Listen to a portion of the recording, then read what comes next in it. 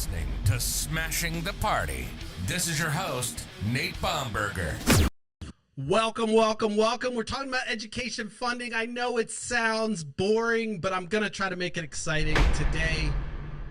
I figured this would be a good topic to talk about just because it's one of those issues that, of course, I don't have any kids, but I like to be that armchair quarterback telling you how to run your shit. As you know, on this show, I've made the statement that if I did have kids, I'd be a phenomenal dad. And since I'm not, I'm going to talk about how this fucking education system we have is fucking up these kids. No, for real though, on a serious note, one of the reasons why I wanted to talk about this today was I really got a lot of good feedback from folks when I talked about homelessness and enlightened folks on some of the ways that other countries manage their issue. I didn't know, for instance, that Japan had a national approach that was different to the way we do it in America on how they handle homelessness. I didn't understand that in Nordic countries, they have a philosophy that really cements integrating these folks back into the community and kind of regards their humanity. These are things that other countries do. And one of the weirdest things that happened today when I'm researching, again, we know we have a team of researchers here.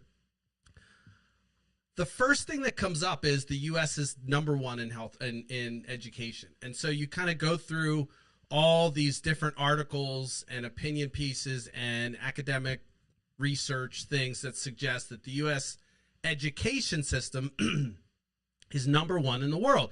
So you can stop it there and say, well, everything's fine, we're the best. And I kind of dug further, and you start to see that some of these other more educational, academic, international organizations start to lower that ranking, and you start to see the U.S. dip in like 26th, 27th, and so forth. So it's one of those things where it's like, all right, what is it, Nate? What are we? Are we the best education system in the world? Or are we 26th, according to these other folks? I don't know. And I found it difficult to figure out what is what and which one was more valid. And it all depends on this perspective that you look at. Why does this matter? The reason I think people found it interesting about the homeless issue is because I tried to frame it as an issue that another country handles better than what we handle here at the U.S. We're so locked into our rugged individualism or whatever it is. We're the greatest country in the world. We're this shining light on a beacon on a hill. And we forget to look at ourselves in the mirror and say, okay, are we just this puffery, badass bully, or are we the best at things? And if you're just standing up top saying we're the best without actually evaluating yourself, then it makes no sense.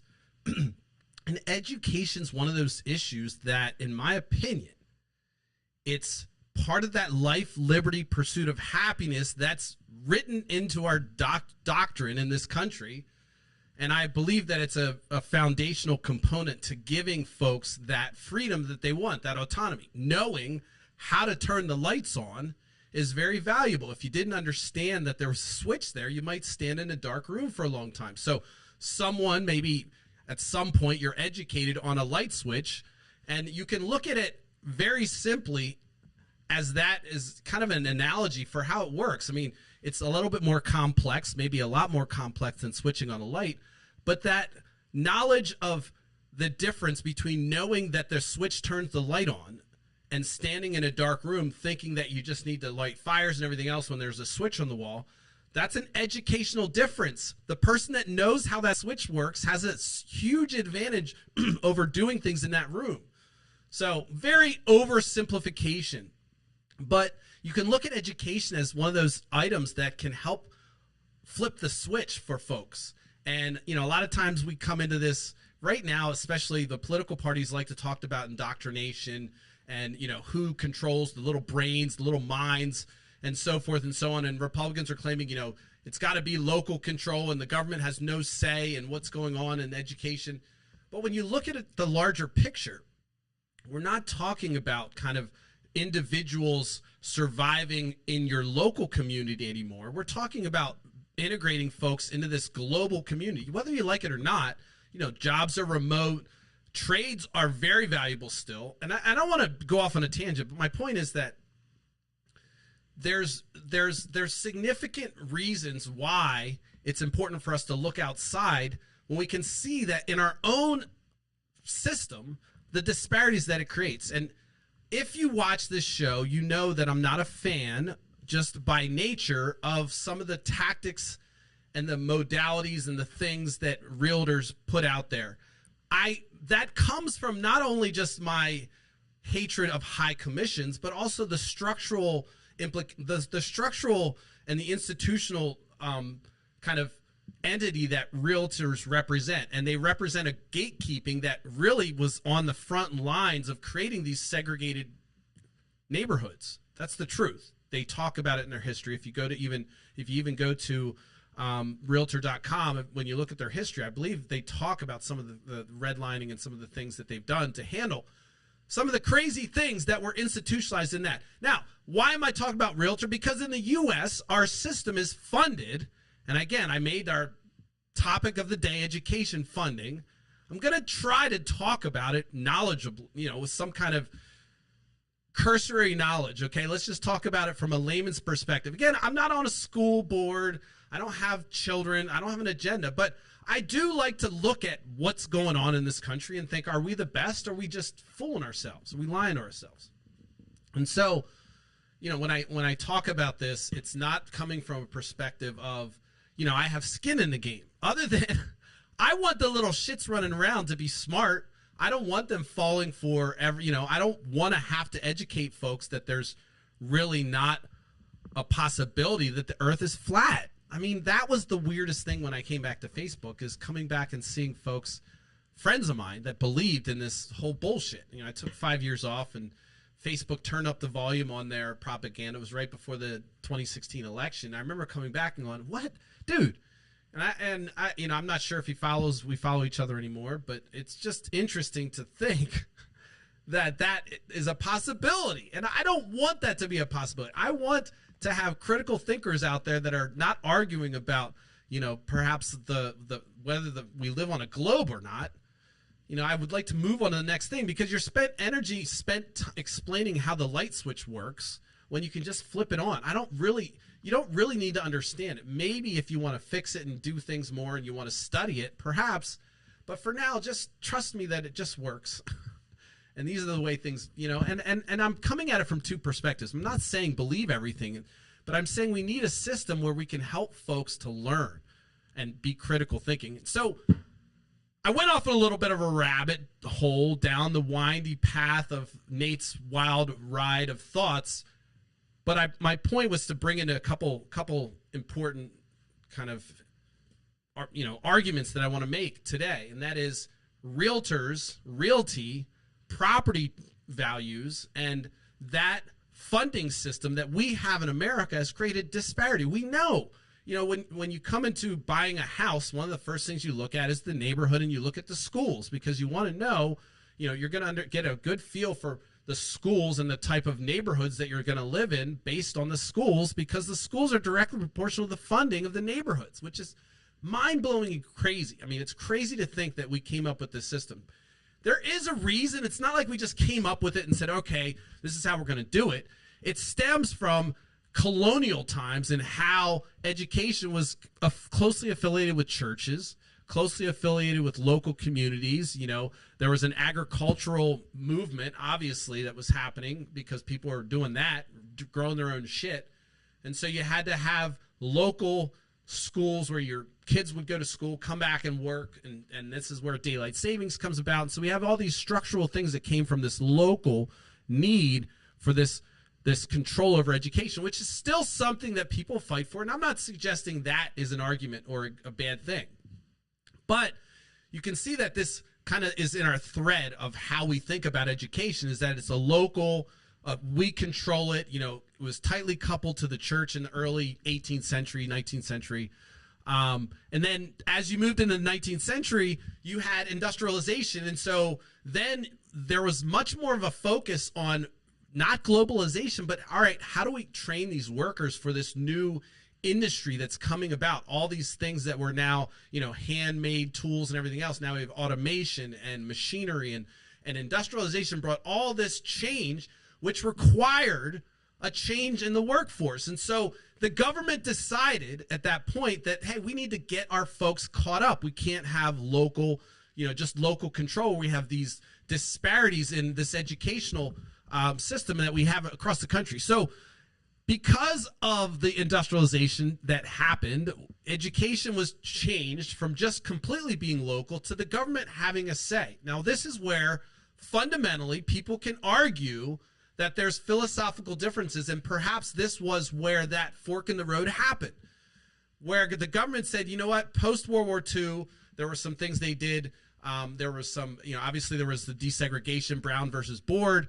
There was also the GI Bill that pushed education because of the fact that our veterans were coming back uneducated, unable to find jobs, and we needed a skilled workforce. We were sending everybody over there.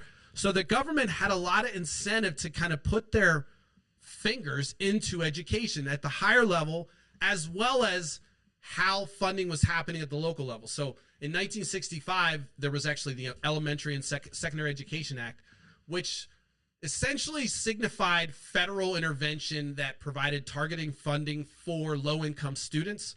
So it was through Title I, but this was another intervention from the government. So it's not unheard of for the government to say, all right, look, we need to make changes in our system and how it's funded or how it's structurally distributed so that we can, for instance, when I say distributed, the GI Bill essentially distributed education to veterans, it will provide them with a way to pay for a higher education.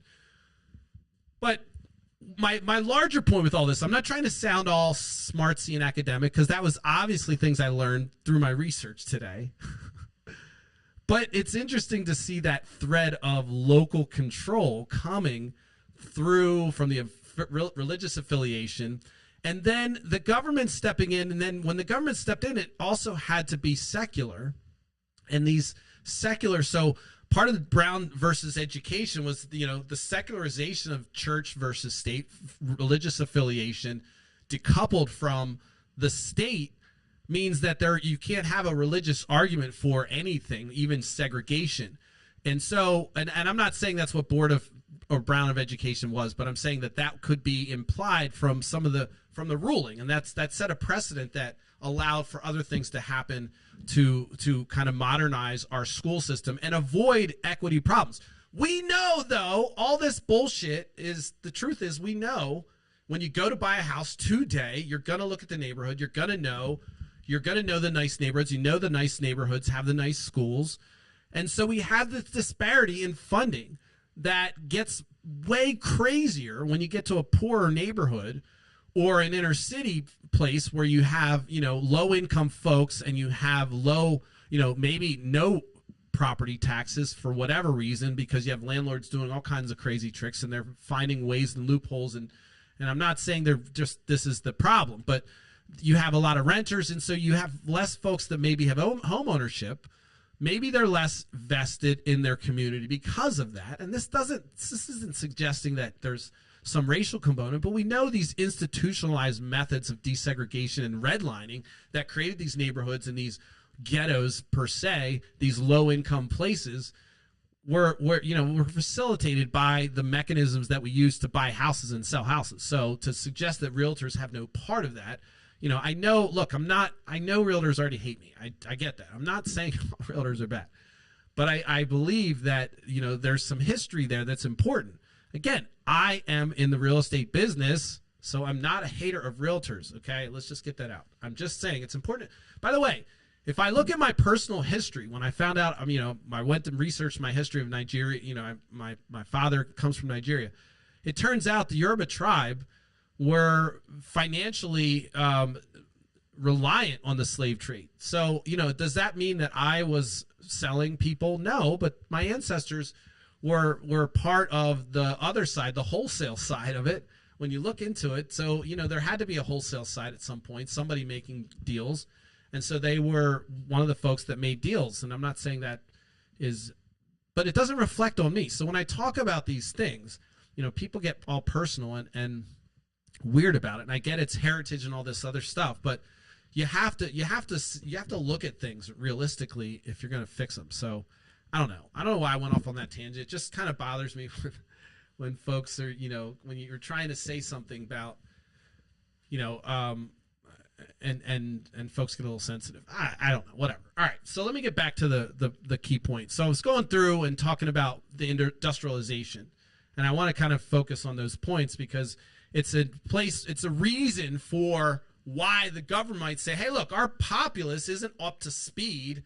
And you can argue that right now we have a global economy. We have a whole different world that's evolved in the last 50, 60 years since Brown versus Education. It's changed drastically. We have new mechanism distribution, all kinds of ways to pass around information instantaneously, yet we still have this high expense on education. It's mind-blowing to me. I'm surprised you can if you are motivated, you can completely teach yourself everything you need to know.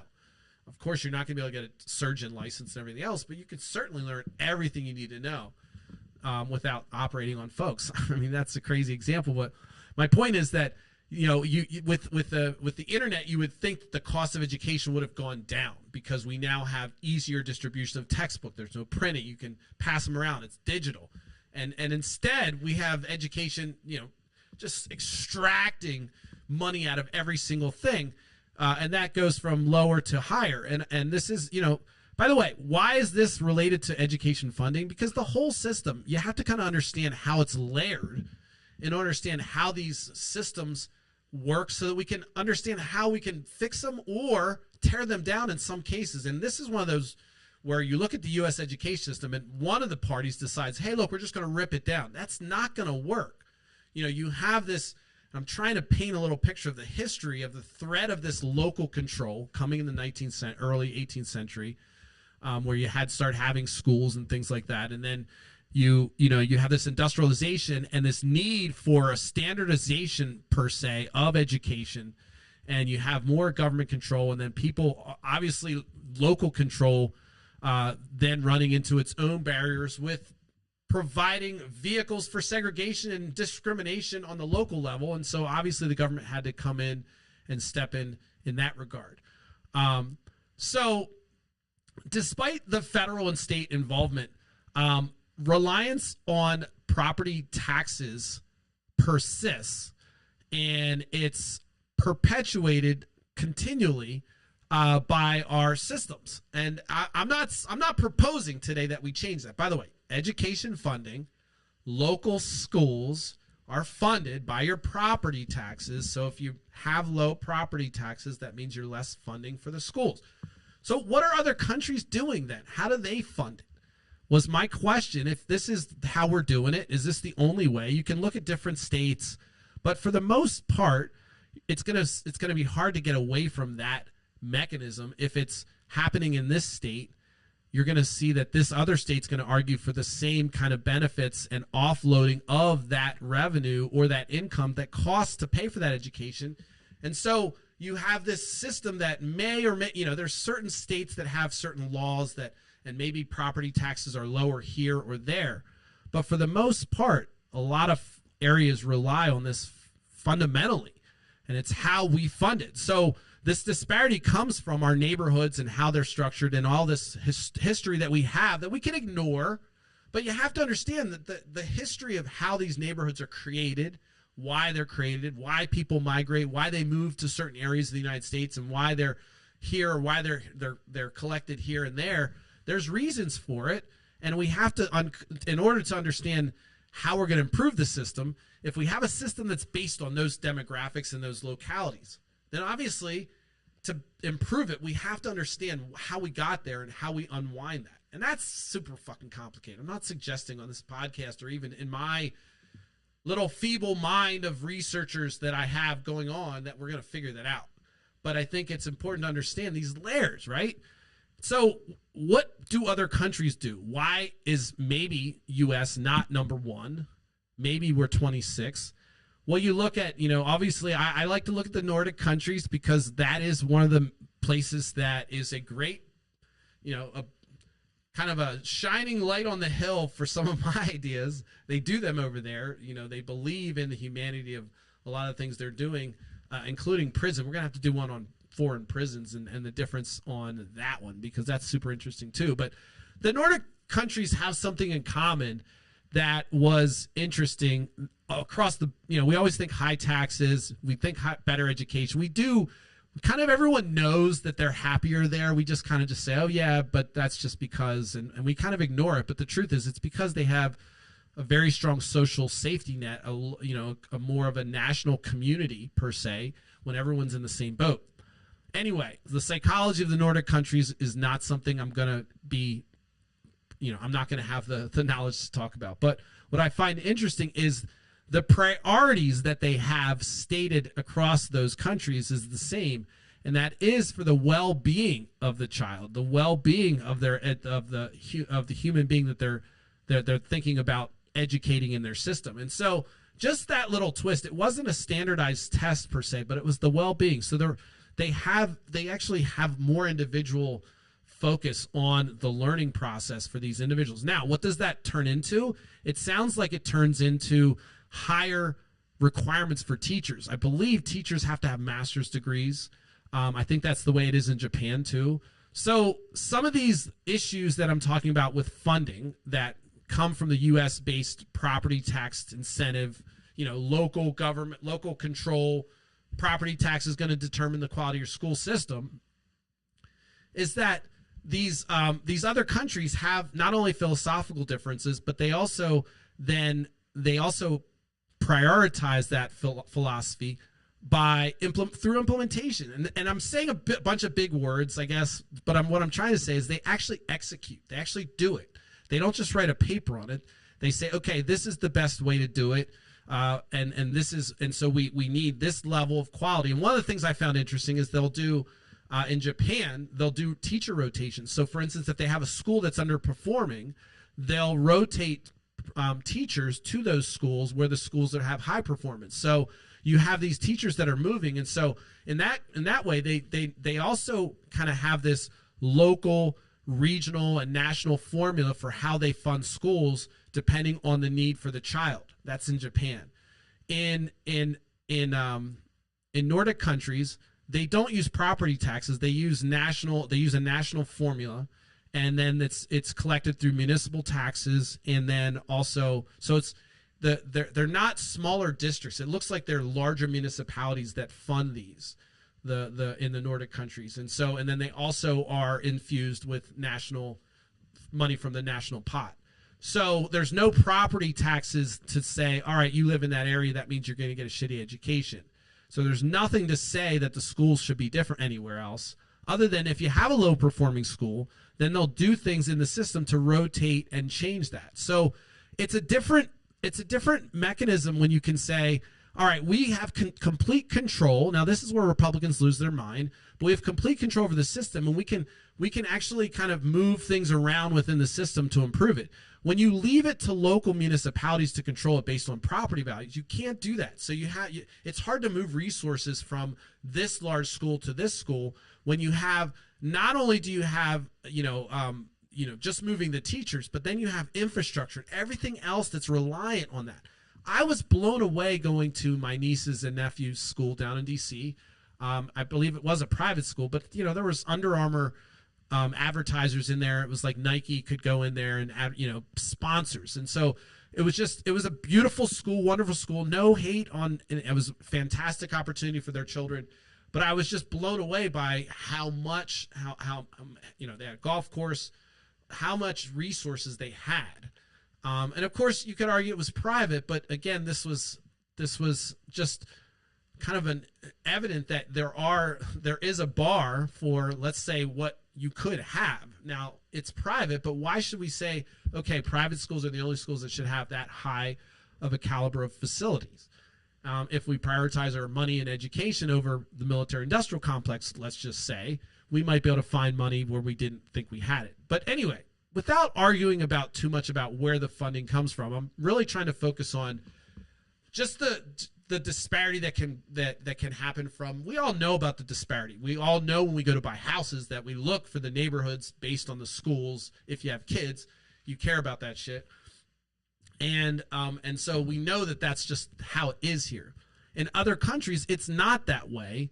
I don't know how they look for property. I don't know what the attribute is, the key factor is. I probably should have researched, like, all right, so if schools aren't a factor for a young couple trying to buy a house and they're all good or supposedly equal or they're equitable, what is the thing? I don't know. But I just know that that's a defining characteristic in American real estate is the schools and what school is a part of that area that you're buying. And so I don't know what that does to the real estate market. I'll have to investigate that in another podcast. But today's point is just to highlight education funding in the U.S. Property taxes comes from local control early on, and the settlers trying to have their religious affiliated schools, and then the government stepping in and having more say during industrialization. And there were different departments that were created to manage this. And then we all know about the Department of Education. I didn't look up when that was founded, but that's less related to the funding and more related to kind of the infrastructure that we created to manage the system. But I would argue that since the private sector is so entrenched in the funding of it, like you have this entrenchment of the private sector real estate market that really controls this quality of education based on locality, is insane that we're coupled to that. And it should bother everyone. It doesn't, if you're someone that sends your children to private school or homeschool, you probably don't care, and you're probably thinking, whatever, who cares, just give me that money. Well, I'm going to argue that is absolutely part of the problem, is that to think that there is a better way to educate your children, better than what we could put together at a national level, I think's ludicrous. I think that we should be shooting for a bar that's like Star Trek level, kids learning algebra in third grade, second grade, whatever it is. I always pull out Star Trek. That's just my shit. Because they talk a lot about a lot of cool stuff in Star Trek, and they have a lot of utopian ideas for how things work. Wesley on Star Trek, the second one. I don't know why do I not know what the second one was called? Was it just Star Trek Enterprise? Wesley was like learning calculus in second grade. Anyway, so I just believe that the bar should be higher, and I don't necessarily like that these private voucher systems and these folks that are pro homeschool are open to extracting the money from the public system. That's the only problem I have. I'm pro. Look, there's a lot of smart people homeschooled. I have no hate towards homeschooling per se. I just don't like that it takes away from the funding from what I believe could be a higher bar for education, where you'd feel comfortable saying, even if your kid is, you've got religious affiliation, you're like, all right, I can send my kid there, just going to teach him globalization and how to get by in the world. I mean, all the skills that your kid needs to understand, to integrate, like to understand the light switches in the world, right? And the light switches are more complex, but we need to continue to educate on the light switches. And that's the best analogy I can think of, in that, if you had someone from the Amazon that never saw a light and you brought them into a room and they didn't know there was a light switch, they might start a fire and try to, just burn down the whole place and end up where they started. So, that light switch is what I'm trying to say, is I'd like to see that flipped on for everybody. Everybody has as much awareness of how things work or how they fit in this world, and understanding what their value is or how they can contribute. And by the way, I'm not one of those folks that thinks, oh, everyone needs to be productive and yada yada. I'm totally for passive income for everybody if we could possibly have it, where everyone does whatever they want. Crazy as it sounds. But anyway, I'm going off on a tangent. Let's get back to funding. So let me get into some little bit more core fun stuff. Probably yada boring and yawn, and by now you're probably sleeping due to the monotone of my voice and the continuous buzz that my microphone's making. Let me just get into this. So Finland, Denmark, Norway, Sweden education funding comes from a combination of national and municipal taxes. The central government provides a substantial portion of the funding, and that is how they ensure more uniform and more equitable funding, because they do formulas. They have formulas that check. they do certainly economic evaluations that check the local impact of the disparities on education quality. What I presume that means is they have kind of like a team or folks that do some analysis that are kind of watching over and looking and critiquing these schools to make sure they're up to par. I imagine it's tougher to be a teacher in these countries, and I imagine, as I noted earlier, that the qualifications are higher. And I'm not saying that to teachers that, for those teachers that say, hey, look, I feel like I'm qualified. I do like the idea of teachers having a higher qualification, but I also really like the idea of teachers getting significant more money and being much more selective. And so, I'm arguing that a teacher could start out at $200,000 a year, and it would be this highly paid, almost like professorial job.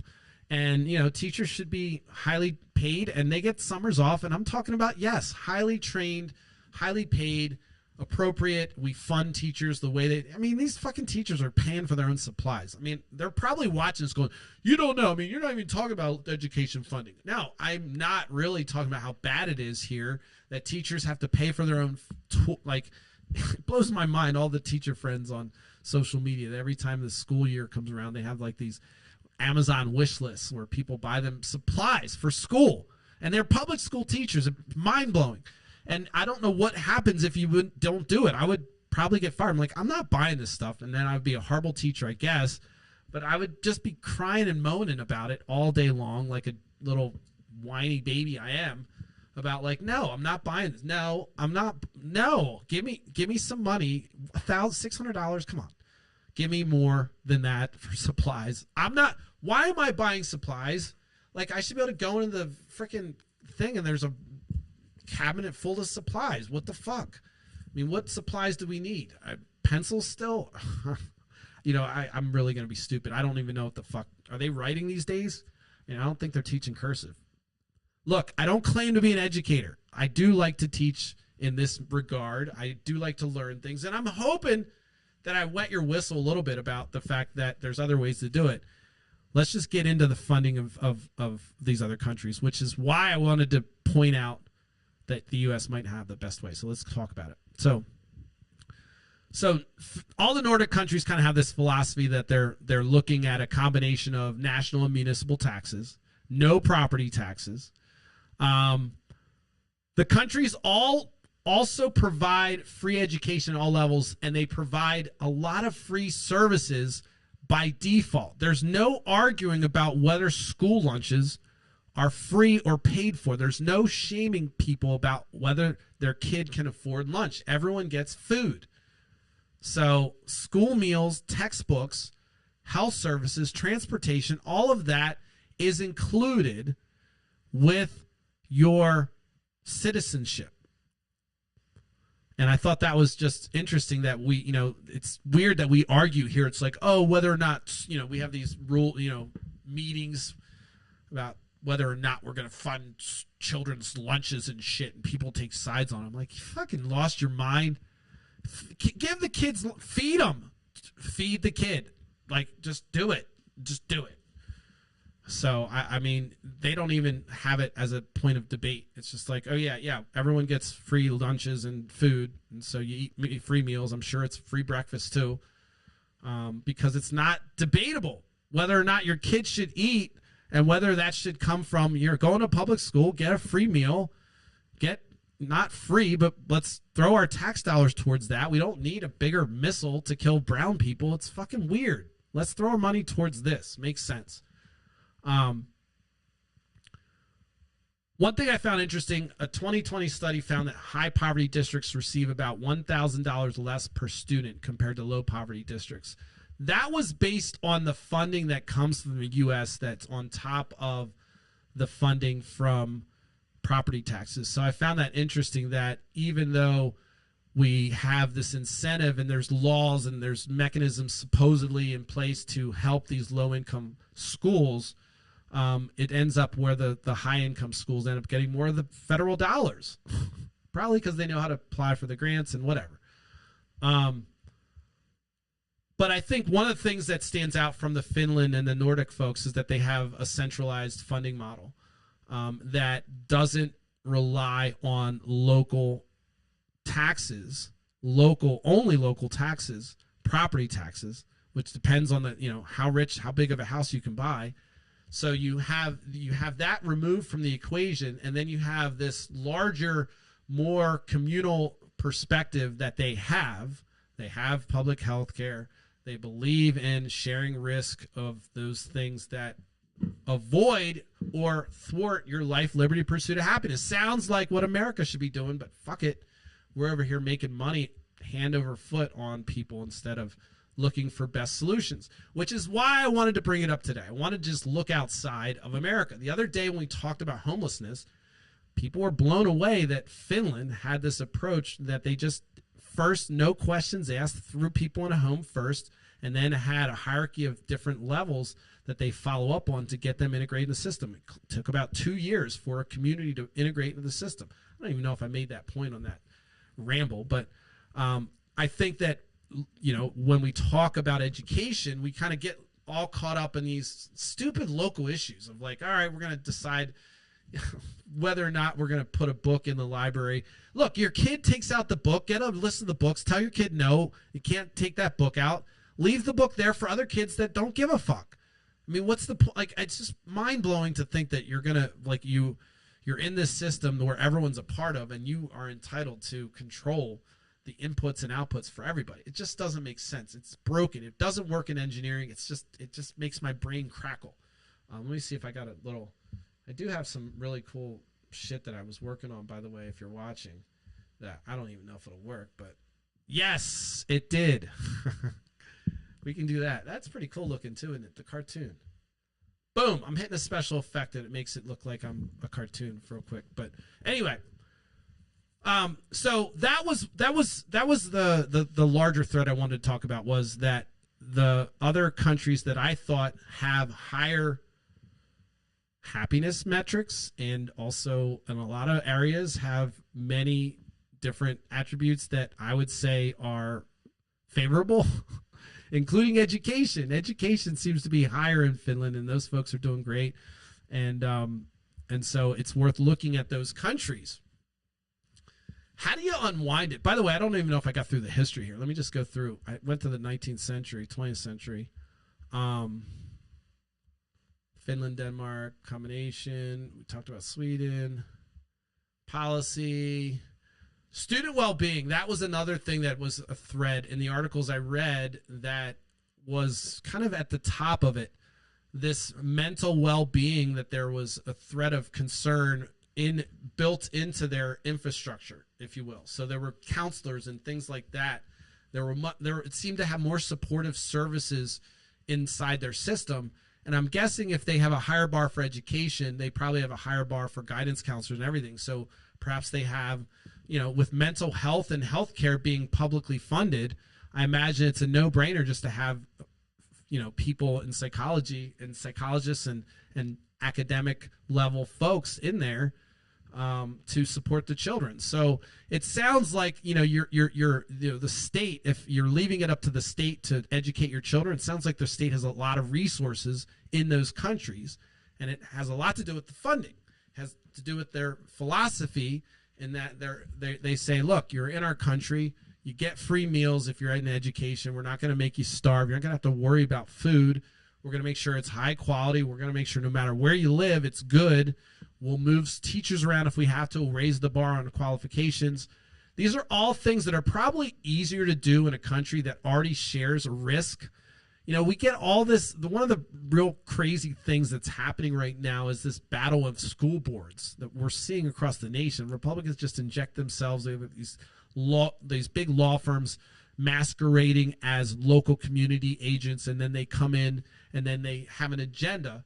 And so this is happening all over the place. And this is one of the things, is that they're essentially centralizing control. So they're arguing that they want local control, but they have these central figures, these shadowy figures that are doing they're doing this, giving you that local control. And so it's a misnomer. It's totally, it's a con job, in my opinion. you're saying, hey, look, we're going to give local control, but then you have these big entities coming in with an agenda saying, hey, say these things or ban these books. And so it's almost like they're Sinclair Broadcasting, like they're all saying everything at the same time across the nation, all these different fucking school boards. And it's crazy to see the goose stepping that's happening coming out of the Republican Party, how they're injecting themselves into the local school boards. If you're a Republican, you're excited about this. My only argument is, this is the same party that says, hey, let's not inject ourselves into our community, coming in the schools and saying, hey, we want to control how the schools are run. Now, it's one thing to talk about it at a national level, but to suggest that you're going to say and control what agendas, what books are happening, I don't trust you enough to put together a national agenda. And so that's why it's going to be hard if you have a certain viewpoint of education, it's going to be hard for you to see a lot of the things I talk about as being good, because you're like, well, no, we don't want to have a national. Yes, we do. We want to have a high bar where public schools are so good that if you go to an American public school, you can go anywhere in the world and work. That's what we would love, right? You're fucking well equipped to just take on the challenges of the world, critical analysis, critical thought, everything else. We would love that. Why wouldn't you want that for every child? Like this idea that we want some kids more educated than others. It's just weird. Like, let's get everyone to fucking like high bar. I mean, that's just the fact that we focus on standardized testing alone is weird to me. I'm not a teacher, so teachers might be like, Nate, you don't know what you're talking about. I don't. But I think that I know I didn't do well at standardized testing. And so I would fail tests and just, I'd be maybe you watch the show and you do think I'm an idiot, but there's some that might say there's some brilliance behind this rambling monologue that you're watching Monday through Thursday, 10:30 p.m. Eastern Standard Time on multiple platforms. Plug. All right. So before I go off on some wacky road winding rant, Japan also had, let me just pull up my Japan stuff because I thought that was interesting too. The reason I think Japan's interesting is when I did the healthcare bit a while ago, when I interviewed Chris, rest in peace, and we talked about his experience in Japan, I remember just thinking that they had an interesting approach to the free market in insurance. And so I believe that Japan is kind of like this pure, they take American values and they purify them. And I'm saying that in a way that sounds really weird, but it's like they did free market better than us, I feel like, in the insurance business. And so you could buy insurance policies in a Turkey Hill if you're going on a bike ride and all these kind of weird things, because it was like, insurance was so competitive that it was cheap to have policies. And anyway, and then you have the other thing I found interesting about Japan that I didn't know was that these Turkey Hills that we have, these Wawas, Sheets, whatever you want to call it, every area calls your convenience stores, have fresh food. So Japan's like, all right, yeah, we have convenience stores, but we have fresh fruit and fresh food, and you can eat healthy here. So even at our convenience stores, we're killing Americans. Anyway, so it's always nice to look at them because obviously we kind of did some shit to shape them up after World War II, and they've kind of been, honing some of the American values, I would argue, in doing it better. And I would argue that they do those things better, healthcare better. They do their convenience stores better. So I wanted to know, what are they doing with, and their homeless people, they do that better. Remember when I talked about the homeless folks, Japan had 3,800. They have a national approach to it. Also lean heavily on mental health. So they're another country which we can understand. They're a democracy that we have, they're not scary like a lot of Middle Eastern countries that our American media makes it out to be. It's like Asia's easier for America, I feel like, and that's horrible to say, but we've been brainwashed by the media to think certain ways. But anyway, so Japan.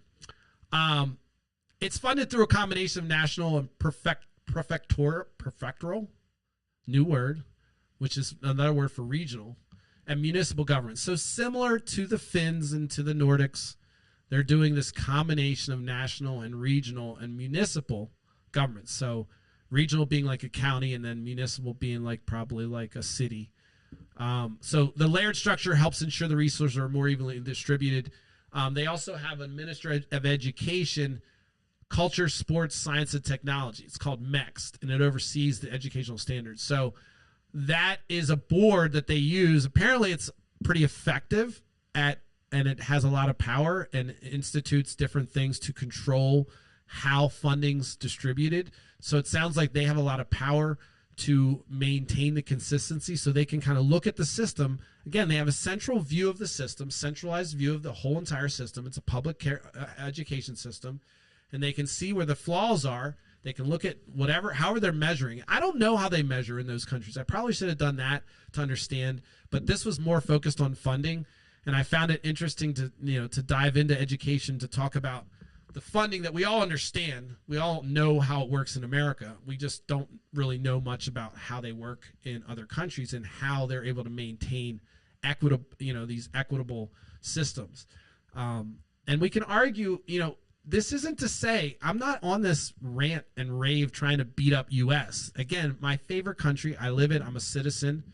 I have no problem with America. In fact, that's why I'm sitting here talking about it, because I believe we could be perfected and we could be improved, but I'm not going to talk about things that, that are just puffery. And we have to admit that, are we really the best education system in the world? I mean, even the funding of it's weird, and we know that creates disparity. So how could that be the best? There has to be a better system somewhere. And so you can look to these other countries and you can look to them. And I feel like we need to do more of that. I come from this software architect perspective of like, all right, when I'm trying to solve a problem, I find what my constraints are, and then I operate wildly within them and to the very bounds of them. And so if you know the scope of constraints of what you're able to do to use to solve a problem, then you can have an idea of what your tools are going to be. And so, but you first have to understand the scope of the problem. And this is all mumbo jumbo to say, like, if you got to measure twice and cut once, you got to understand what you're doing. You have to kind of dig in. You can't just say, okay, it's 3 inches and I'm done. I really believe it. I have faith in it. I don't care. It's been my experience. It's always 3 inches. I'm going to just put it there. Well, it's 9. So, the point is that this kind of thing is why I continue to just talk about shit that may or may not make sense or matter, but it's because I think we could be better. We could be way better. Do I fucking know what the fuck to fix and how to fix it? No. But I'm going to bitch about it and get my therapy in like I do for this podcast. This is partly therapy. Come on. You're sleeping by now. What time is it, by the way? I'm trying to keep it under an hour because of my TikTok. I've been really lazy on the TikTok submissions. So, but let me just look through a couple other points. So Japan, their centralized funding model and their MEXT, that organization that does a lot of power and control over fixing disparities, does help to ensure more equitable distribution of resources, and you don't have any linkage to property taxes, which can create those low poverty, low areas which are hard to get out of. And they're always based on the property values, and the property values are never going to increase. And you're not going to have paying folks that can pay the increases. You're not going to have improved education. So it's a weird thing to be coupled to in America. The UK has a national funding formula that's interesting. They also try to create equitable funding landscape, but they're having problems in the UK right now with house ownership and property values skyrocketing. So that is also kind of another issue that they're facing over there that has to do with how they're funding things. The property values, they're actually folks that are moving towards funding things with property taxes. And of course, if the property values are so high, there's a whole kind of argument happening over there. So I didn't dive too much into UK just because they are similar to Japan, and they have the same mechanisms. They don't have this tie to property taxes that the U.S. has, but it just seems like they have a lot of problems right now going on in their markets, and I didn't want to dive into it without just kind of having a good feel for some of the implications of what I was going to say. It's easier for me to understand that Japan, for my understanding, this has kind of been a consistent But if you start to research what's going on in the UK, there's some crazy shit happening in the housing market. And then when I started to research like any linkage to property taxes, all these political arguments that pop up. So I just kind of didn't want to dive down that rabbit hole. But you can do it yourself. Go ahead and dive in and certainly comment. Look, this is not your fun, spicy Trump rant. I know it's not going to be that every time. I do want to provide value. I don't want to just be angry Nate yelling and screaming at the clouds. I'm trying to provide value. I mean, if you look at Joe Rogan's show, the guy provides value. He interviews other people. He asks questions. And it's not every day he puts out good content. I'm only bringing up Joe Rogan because he's the king right now. He's the fucking king. Everyone loves him. So, if you look at what's at the top, you can see that, there's a lot of times where I'm trying to look at an aggregate of what I'm trying to do is put out like this huge educational resource per se, or more inspirational piece, art piece of me, of my thoughts, what I believe, and try to get other folks to believe it and move it and try to get some of these things to that are good ideas to come to fruition and make arguments that make sense and to combat the bullshit stream of just horse shit that we see that's kind of corporatized, in my opinion. So that's my angle with this. And some of these longer, more drawn out podcast rants that don't have the spice that maybe you're used to, they are the things that sometimes help set up kind of cogent arguments down the road, because understanding these principles, understanding kind of the underpinnings of how these things work. I said underpinnings. It helps us to make those arguments so we can stand on a stronger foundation because we understand kind of the nuance. Nuance is a word that's going to be lost in the 3-second news cycle. Nuance is something that requires more than 3 seconds. It requires 5. And so we're going to stick in the nuance sector. I don't give a shit if it ruins or it keeps me at 55 followers on YouTube. We'll still put out good shit. I still argue not many folks can get on 4 nights a week, 10:30 p.m. Eastern Standard Time on multiple platforms and come up with live interesting content 4 nights a week out of their ass. It doesn't really come out of my ass. It comes from my team of researchers that exist in my head. But anyway, without puffing my own chest, I'm suggesting we're trying to do this something innovative here and keep it live and real and learn together. So that's the point. But let me just make sure I cover my points. So U.S. education system. It's that New York spends over $29,000 per pupil, where Idaho spends $9,000. So there you go. Big disparity, right? Why, if you live in Idaho, you're not getting as much money per education? Is that really cost of living? Is that factored? You're probably going to argue, well, New York. I'm talking about all of New York and all of Idaho, not just New York City. So we're talking about major disparity there. What else? Let me see. Poverty. The disparities kind of contribute to a cycle of poverty in the U.S. We know that. We know that, you have poor neighborhoods funding poor schools, poor property values. No one's moving there. COVID broken open these gaps, by the way, because you had these low-income schools that didn't have the resources to provide telecommunications and teleeducation and everything else, that some of these larger schools were just like, all right, flipping a switch. So to be honest with you, this is a hot button issue that still hasn't been fully rectified. Should we walk into another pandemic, we're going to see the gaps again. But that was something that I remember seeing happen even to my local friends that were teachers and parents. You could certainly see the tax on these, depending on where they lived, I'm going to say. It seemed like the parents that lived in these districts that were less prepared had a lot more pain when it came to the changes that happened. So that's not just Nate Bomberger saying shit. Like there's academic research that talks about the implications of COVID on our education system and the gaps that it opened up. Think about it. Everyone needs iPads and everyone needs computers. Everyone needs everything remote. Everyone needs internet service. Maybe you didn't have internet. Maybe internet was through mom's phone, whatever. I mean, all kinds of scenarios open up when you now say, look, infrastructure now is your house. Now we really see what's funded. Okay, well, do you have the equipment to have infrastructure at your house? I mean, boom. Do we have the money? Where's the money coming from? Well, this neighborhood's not very rich, so it's not coming from this neighborhood. Well, now we're screwed, right? So we have this cycle that can continue and continue.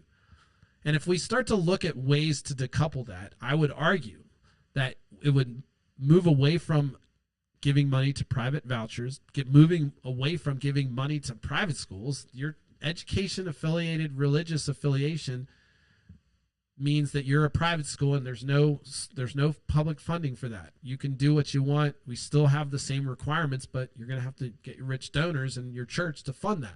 That's fine. Do that. But then don't take money out of the dollars for the public education. I don't want any dollars coming out of this system we're trying to build. You want to build your own system because you don't believe in the greater good of what we're trying to do. I get it. And I am saying it that way because it really is some entitlement that comes along with saying, nah, I don't want to, you're just crazy. No, you gotta put aside your own interests for the greater good. And that means that if you have a rich school right now, maybe you take a little less. Maybe you only have a 9-hole golf course instead of 32, 18, whatever the fuck they are. 32. I know it's not 32. It's 18, then 36 if you do it twice. I know that. I have golf shoes. Anyway, so we're almost an hour in, and I touched on most of my points. Most of them I didn't talk about that I researched because we know about it. We know about the disparity. We can see it. We know when we go to buy a house. If you haven't bought a house yet or you're trying to buy a house, you're going to look at the neighborhood. You're going to look at the school district. You're going to look to see the property taxes. And then you're going to find out about this school funding issue because you're going to quickly find out whether your school's good or bad. And you're going to easily be able to tell whether there's rich people in your neighborhood or whether there's poor people in your district because you're going to be able to, by the quality of the school. That's a shame. It's a shame. It's a shame. It's a shame. It's a major barrier to entry, and it's definitely something that would be a institutional blocker for folks trying to climb the ladder of opportunity. That's not me saying it. It's just, come on, it's obvious. So these other countries, they have decoupled that. They do national formulas. They do oversight. They move teachers around. They have higher bar for education for teachers. And so it sounds to me like when I look back at the Google search that started this and I say, are we number one? Or are we number 25? Which one is it? I would definitely say we're not number one in education based on just this little knowledge. There's other people that are doing things better that have less, disparity in their system. So that would make me think that it's not the best system. I'm not saying it's based on data, but just one. Is it number one? Is it number 27? I don't think it's number one. I don't know if it's 27. Someone's going to come out there with a list and say it's 24. It says it this. No, I'm going to argue that all of it's fucking bullshit. And I'm going to say that we may be the best at some things, but there's certain things that make us horrible. And if you're going to value, as I do on this show, looking at the bottom to raise the bottom up, then you're going to look at the system here and you're going to say, wait, there's fall off here. There's a lot of folks that are falling off that aren't able to get in the system. And so to me, that's bad. I would prioritize that as a negative, and that would put me towards the lower end of that list. And that's just what I prioritize. Some people may say, well, we have a lot of surgeons come out of this country, and that's great, so we're the best. Okay. I mean, again, I don't look at it that way. I don't look at the amount of coming out of the top. I'm looking about how many are able to get in from the bottom. And that's the metric I use for pretty much every fucking thing that we talk about on here is it's just mathematical. N is 0, N is 1, and then N is to infinity. And we just put that lens on everything, and everything seems to work, and it gives me a moral compass. You don't even have to think. It's like, all right, well, these people are not powerful, and these people are, so this is easy. This is a disparity here. This doesn't make sense. Engineering, that's the other thing I'm trying to bring here. I know I could get more technical with the show, but I do, spend a lot of time trying to solve problems and trying to figure out the scope of the problem and trying to figure out the requirements for a problem. So my brain spends a large amount of time thinking this way. And so it's easy for me to bring this up.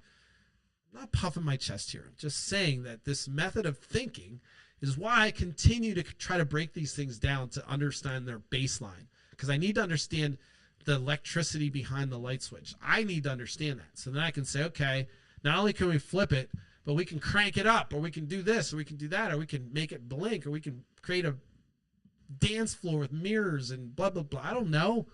But, you know, so that's where I feel, you know, I like to do things at that level. So I'm trying to bring that to the show too. In summary, putting a bow on it, education funding's weird in the U.S. It's based on property taxes. It then creates these fuckeries and these shit places where people don't want to live. And then it creates a cycle of poverty because those property values never go up. And so the school funding never goes up, and they don't ever get the good teachers because no one's moving there, and yada, yada, blah, blah, blah. So looking at other countries, a couple things we could do potentially is raise the bar for education for educators on top of paying them more, on top of putting a lot more funding involved, national funding into education, decoupling property taxes by allowing the Department of Education to completely control and monetize or move resources, teachers becoming mobile, much more mobile, but highly paid so that they can move around. And if we have bad teachers in a certain area, we can move them around. But every single teacher, no matter what's highly paid, lots more money in infrastructure. I mean, it doesn't matter whether you're in Alabama, or Louisiana or California or San Francisco or LA, you should be able to have access to the same resources. I know that sounds crazy, but why the fuck not? Why the fuck not? If you live in the Bronx, you should have access to the same resources the folks that are going to the big DC schools should have. It's just that I don't know why is this so difficult to understand. And like, all you got to do is just stop voting for the Republicans that continue to dismantle this shit. Democrats aren't perfect, but at least they're trying to fucking fund education. I'm serious. This is why I'm ready for arguments that bring me to the Republican side. But when you come down to the fundamentals of this shit, it always comes down to like, all right, where are your priorities? Republicans, their priorities break down. I added that to the list. The hell was that? Oh, Siri. Scared me. Oh, put a reminder. Said Republicans. Bring Republicans there. No. All right. Anyway, it scared me. Saw my face. But what? All right. Well, and so that's why, you know, and when it comes to these arguments, there's nuance. There's a party that I believe takes things seriously, more seriously, and looks at the nuance as opposed to just saying, hey, look, we're just trying to private. We want complete control of our education. We don't want government intrusion, yet we want government intrusion. And then they're doing the same thing with the vouchers and saying, oh, we believe in public education. We just want this money to be able to put wherever we want. Almost like there's a private, and then they use this under the moniker of school choice. Oh, you can choose. What? Look, it doesn't matter. I'm saying fuck school choice. I want every school to be dope. Every school. The argument that there's school choice is literally agreeing that schools are shitty. That's why I don't agree with school choice. I'm like, so you're just like, oh, we're just going to allow shitty schools to exist? No. I want it, and you could say, well, look at college. That's not just, I'm not talking about college. We can talk about college, though, and I'll talk about college, and I'll talk about how I can play my arguments right through college and all the way up to post-education, all the fucking same way. Because it comes down to education's not some gatekeeping mechanism or tool that needs to be privatized. It's something that we all should share and be freely giving to every human being that has access to it or wants it. It's that simple because it's better for everyone. I understand. I'm a consultant, by the way. I get paid to know things and control where, me knowing where the X is. So I get it. Like, I can't just tell everybody, otherwise I have nothing, right? No, it's the opposite. No, the more I disclose, the more I tell clients exactly what they do and they don't hire me.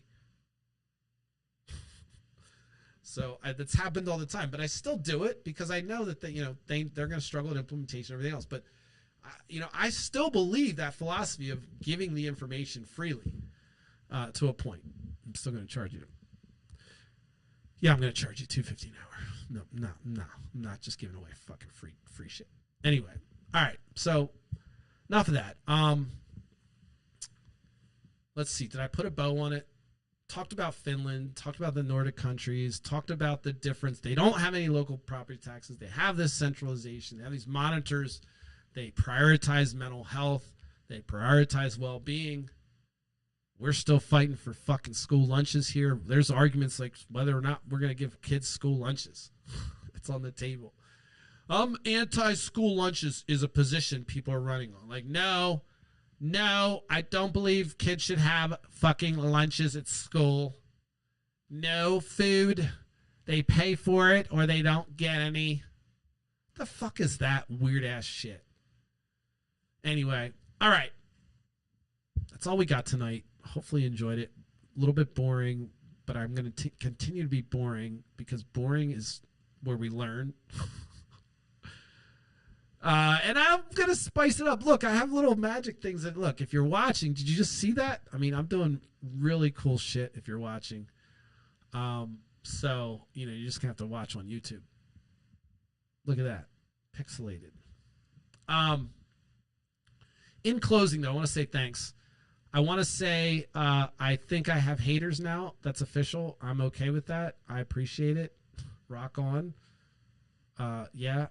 But I also want to say to the people that support and are supportive in a positive way, thank you.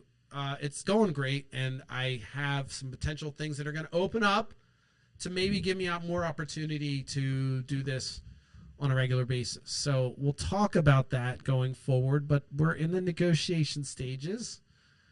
So I don't want to put the cart before the horse, but it's exciting. I'm nervous. I want to continue to grow this. We haven't missed a beat. We got to continue to raise our bar, make sure I'm actually becoming the best fucking unscripted, raw, live political podcast on the planet. It's a fucking hike to get to the top of the mountain, folks, but we're on our way. And I hope you'll stay with me and enjoy this ride because we're fucking going places. And I do believe that, you know, just lately watching the support that's come in from my inbox has been awesome. I am still in shock when I go places and people kind of recognize and say, hey, I listen to your podcast. That's awesome. I love it. But don't talk about it. Just give me a nod and say, you know, give me a finger, point at me and say, hey, good job. Or shake your finger and say, and then just be on your way. Because I don't like to, you know, it makes me cringe talking about it. But I do enjoy this, and I love it, and thanks for the opportunity. I appreciate all the support. Continue to follow me. You saw I have this little thing that pops up, says follow me on TikTok, subscribe. I need to get to 1,000 on YouTube before that can really turn up the volume on monetization. Just 1,000 people to listen to this. There's got to be 1,000. There's how many people? 9 billion? Are we at 9 billion people? 1,000. 1,000 human beings. That's all I needed to subscribe to my YouTube. So join the party. Smash that subscribe button. Make sure you come back tomorrow at 10:30 p.m. Eastern Standard Time. You can find me on Facebook, Instagram, YouTube, TikTok, and even Twitch. Even Twitch. That's all I got, folks. Thanks for tuning in, and I'll see you tomorrow.